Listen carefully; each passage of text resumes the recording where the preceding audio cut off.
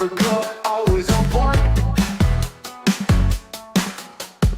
Bullseye hitting hard, shaking the joint. Stealing hearts, a true crime, bringing the news right on time.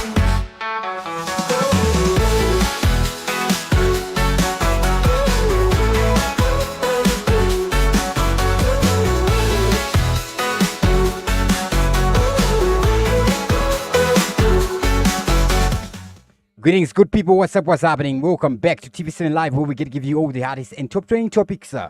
Tanzania, the aftermath that nobody saw coming. In this video, I'm going to be giving you a timeline of everything that has happened in the nation of Tanzania, ladies and gentlemen. From day one of the elections, that will be the 29th of October, up to where we are right now. What is happening in Tanzania? What happened and what happens next? We're going to be covering all that right here on TV7 Live. Then we see in the nation of Zambia, what do we see happening? We see President Hakainde Hichilema stoned while addressing a crowd. What happened there in the nation of Zambia? And also in South Africa, we see Zimbabwe opposition leader Job Sikhala arrested for transporting explosives. What is happening and what is about to happen? Yes, we're seeing responses world over from the United States, the United Nations, the Africa Union, the Southern African Development Community. Nobody is supporting everything that is happening. This is the aftermath that nobody saw coming.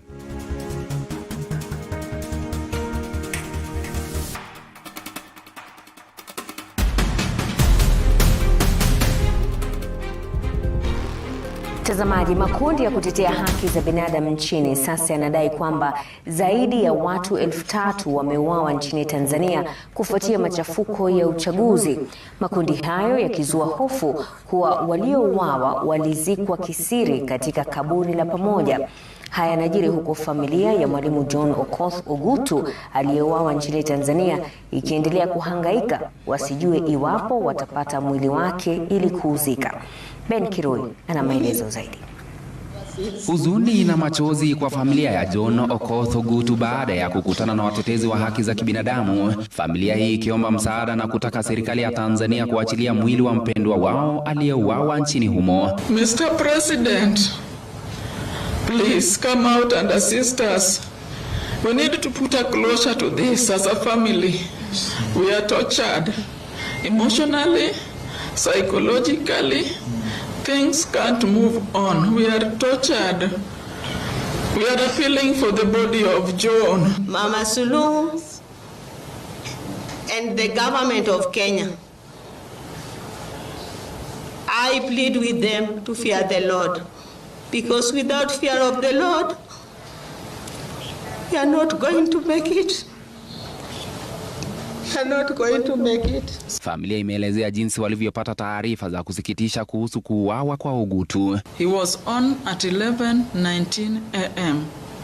So when there was silence, I went to the other line and I said, "Hello bro, are you safe?" And there was no answer. It clicked to me that there is another bad news. We buried Dad in May. John Okoth Ogutu alipigwa risasi na kuuawa nchini Tanzania kufuatia machafuko ya uchaguzi. Alhamisi, serikali ya Kenya ilikiri kuwa Ogutu aliuawa na kuhakikishia familia kwamba mipango ya kuleta mwili imeanza.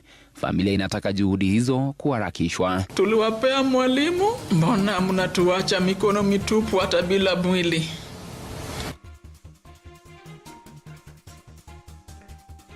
What we're seeing there is a report coming from the nation of Tanzania. At least 3,000 people have lost their lives. We see most African leaders and organizations have expressed concern and condemnation over Tanzania's violent post-election crisis, with key interventions by the African Union, Southern African Development Community. However, there has been no clear, unified call for intervention. and some responses have been diplomatic or indirect.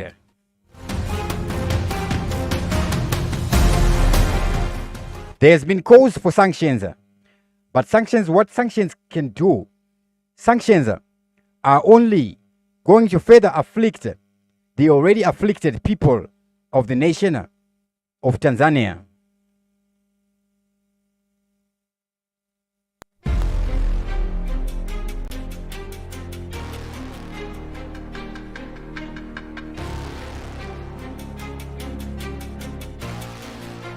So we see the Africa Union publicly stated that Tanzania elections did not meet democratic standards, citing ballot stuffing, internet blackouts, abductions, and excessive use of force against protesters. The Africa Union's observer mission, headed by former Botswana President Mogwetsi Masasi, criticized the elections and called for investigations, reforms, and restraints from Tanzania authorities. The Africa Union Commission chairperson congratulated Siluhu on her victory, but also expressed deep regret for loss of life and urged investigations into post-election violence. Now, this is being called post-election violence. We are still in the election period. Southern African Development Community SADC observers reported incidents of violence and police using firearms against protesters. SADC called for an emergency session to address the crisis and urged Tanzanian authorities to uphold democratic processes and human rights. Several SADC member states expressed their concern over the elections conduct and the crackdown on protesters. Civil society and Pan-Africa bodies, over 40 African organizations, called for prosecution of Tanzanian security officials, an international fact-finding mission, and President Siluhu's resignation. Regional and continental civil society coalitions demanded immediate reforms and accountability, framing the situation as a humanitarian catastrophe.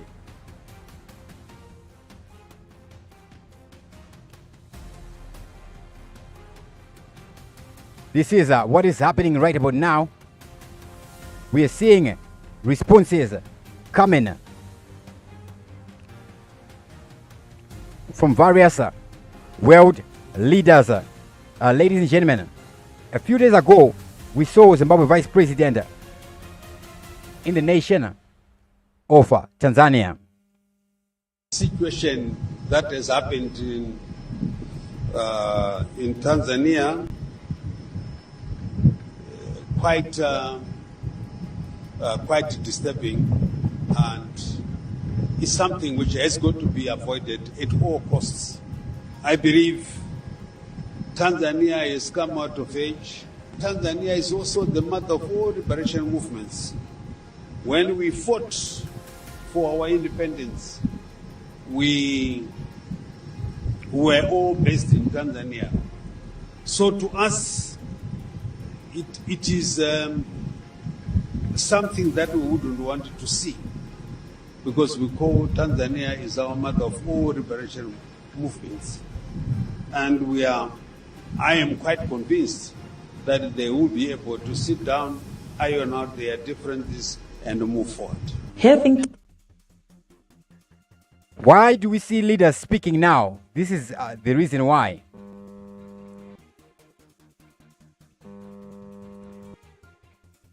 Silence is no longer neutral, ladies and gentlemen. Silence is no longer neutral. Now in a land where the internet was murdered, where 800 bodies have become a rumor, one man flies in with a pan. Yes, it's Chiwenga. And Mnangagwa sends his regards in this chaos. Ladies and gentlemen, I'm broadcasting live from Harare, kind of. And good evening, Earth.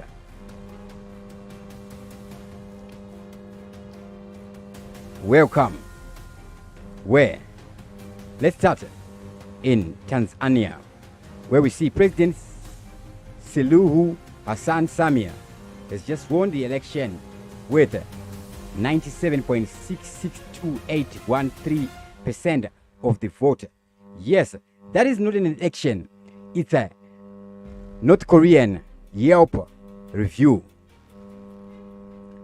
The opposition boycotted, and they would call them ladies for that. Now, the internet shut off, and the death toll, the government say a few looters. The opposition say over 800. Amnesty International says we can't count because the Wi-Fi is dead. Now, enter stage left is Vice President Chiwenga, the man who once removed a president with a soup and now removes awkward silences with diplomacy. He flies in to Dodoma for Samia's inauguration. Security so tight, the only thing allowed in was one pen, not a sword, not a gun, a big crystal. And the symbolism level is expert. Now, this pen is labeled reconciliation. So Chiwenga leans in and hands the pen to Samia and says, let's write a new chapter, preferably without the blood. Then, on the way out, he drops this absolute mic. What happened here is disturbing. We were based in Tanzania during the liberation struggle.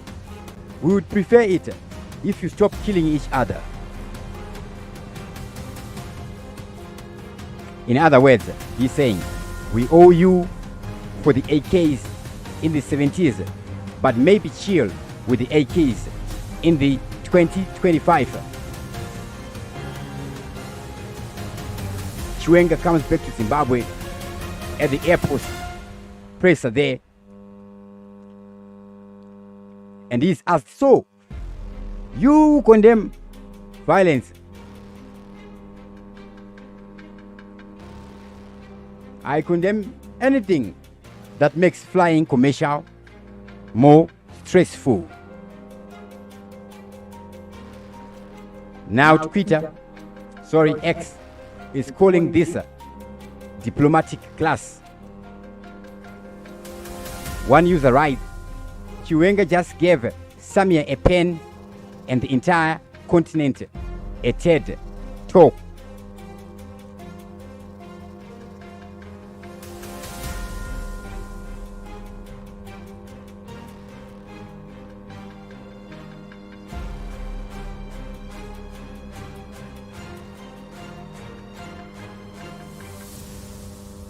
Zaidi ya watu 3,000 wameuawa nchini Tanzania kufuatia machafuko ya uchaguzi. Makundi hayo yakizua hofu kuwa waliouawa walizikwa kisiri katika kaburi la pamoja. And now for the timeline. Election day, 29 October 2025. Tanzania goes into the polls in what is supposed to be a celebration of democracy.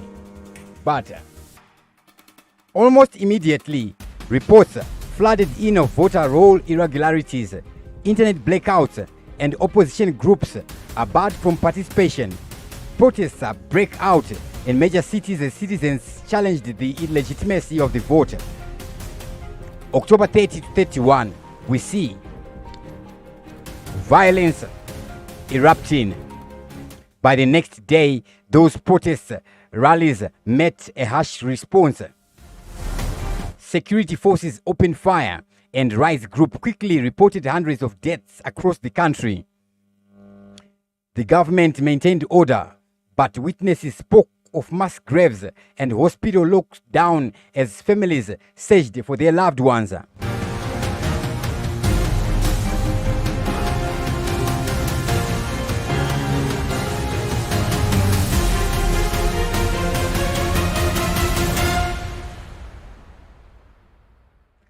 November 1 to November 2, results and escalation.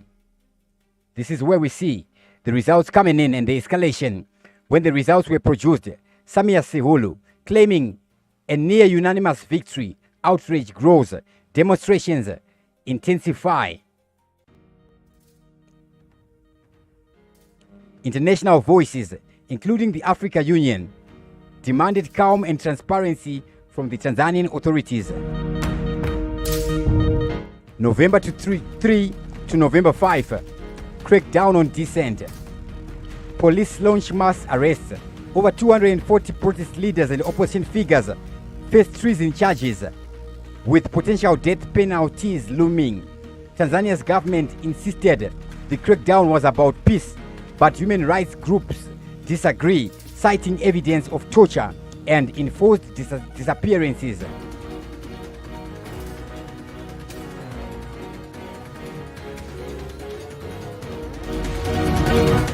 November 6 to November 8, international outcry. African and international leaders condemn the violence. Kenya warned Tanzania to protect foreign nationals. SADC and Africa Union declared the election deeply flawed and urged investigations. Civil society groups called for international intervention. Meanwhile, police launched manhunts for remaining opposition leaders.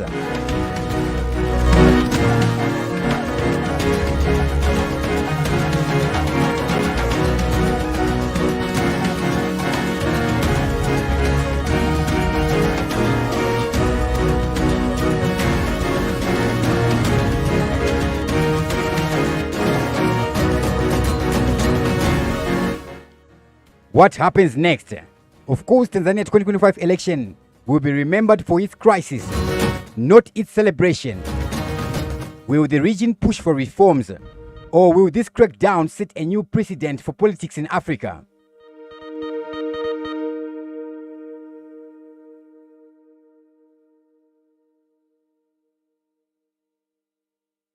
Now, in a land where the internet was for the latest on the arrest of where 800. Now, what is happening in the nation of Zambia?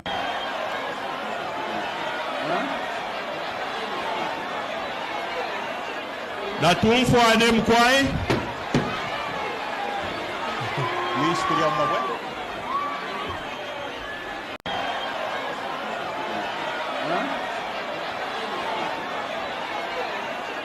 Natumfwane mkwai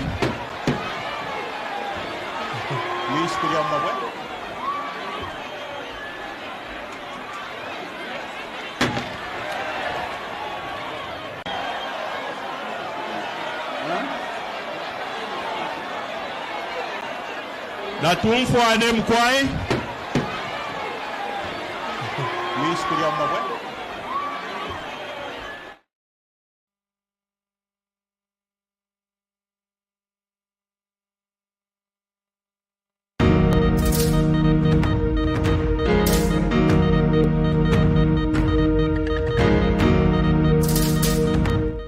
Zambian President Hakainde Hichilema was reportedly stoned by unidentified people while addressing residents in Chingola in the Copper Belt region of Zambia during an event on 8 November 2025.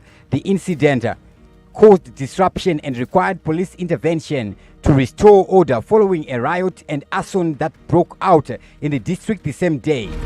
This attack involving stones thrown at President reflects rising tensions and public unrest in parts of Zambia, a situation compounded by the recent political grievances and socio-economic challenges under his administration. The president has been both praised for early reforms and criticized for later moves seen as repressive or failing to deliver on campaign promises. Now, in a relaxed context of tension, 2 men were recently sentenced to 2 years in prison for attempting to use witchcraft to harm President Hichilema, further illustrating the political pressures surrounding his presidency. Overall, the stone-throwing incident underscores a volatile environment for President Hichilema as he navigates public dissatisfaction and security challenges in the nation of Zambia, ladies and gentlemen.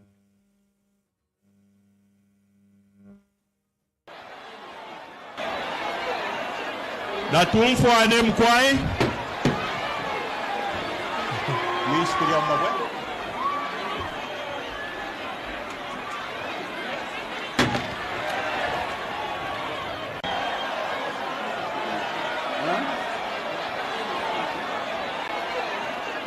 Natumfuane mkwai. Please put on my way.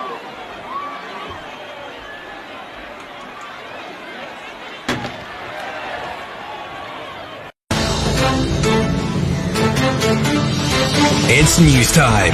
This is Zimbo Live TV. Breaking news.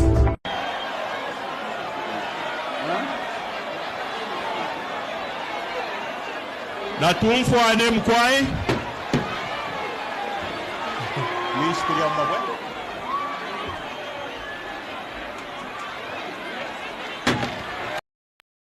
For the latest on the arrest of prominent Zimbabwean politician Job Sikhala, we are now joined on the phone by his attorney, Eric Mabuza.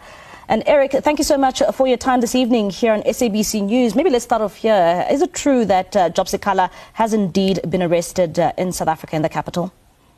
Yeah, good evening. I can confirm that indeed he's currently in detention over allegations of being in possession of explosives.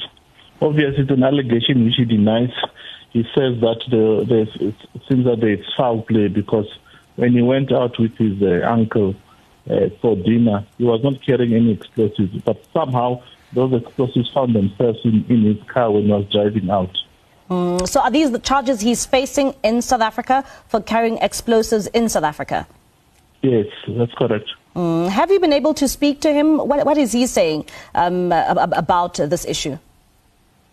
He was arrested last night, so we made contact with him this morning, and we went to consult with him, and he gave us the version that I'm telling you, that he denies that he was in possession of explosives. Somehow he suspects that there was foul play because he didn't come here to buy explosives. He came here for medical treatment, and he's not involved in any firearms.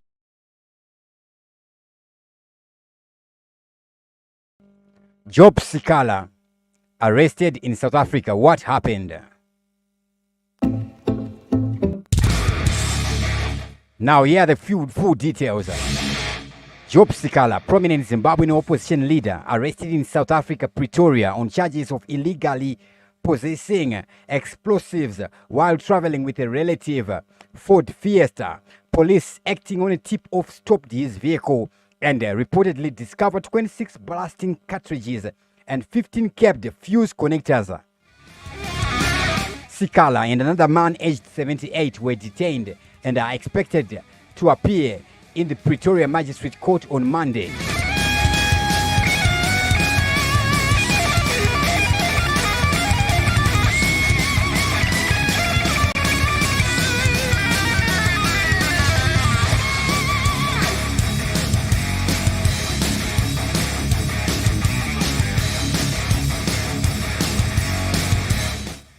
Sikhala was stopped at a roadblock after meeting friends. The explosives were allegedly discovered during the vehicle search. Those close to him, including lawyers and family, claim he was not carrying explosives and suggest a possible foul play or political motives behind the arrest. Given Sikhala's history as a vocal critic of Zimbabwean President Emmerson Mnangagwa, Sikhala had previously endured nearly 600 days in Zimbabwean prison for charges seen by supporters as politically motivated. Political allies and advocacy groups, including Sikhala's attorney, argue the arrest could be a setup pointing to Sikhala's recent experiences with surveillance and violence against his property in Zimbabwe. Lawyers from Zimbabwe have reportedly coordinated with South African attorneys to provide Sikhala legal assistance, and both supporters and critics are closely watching his up and coming court hearing.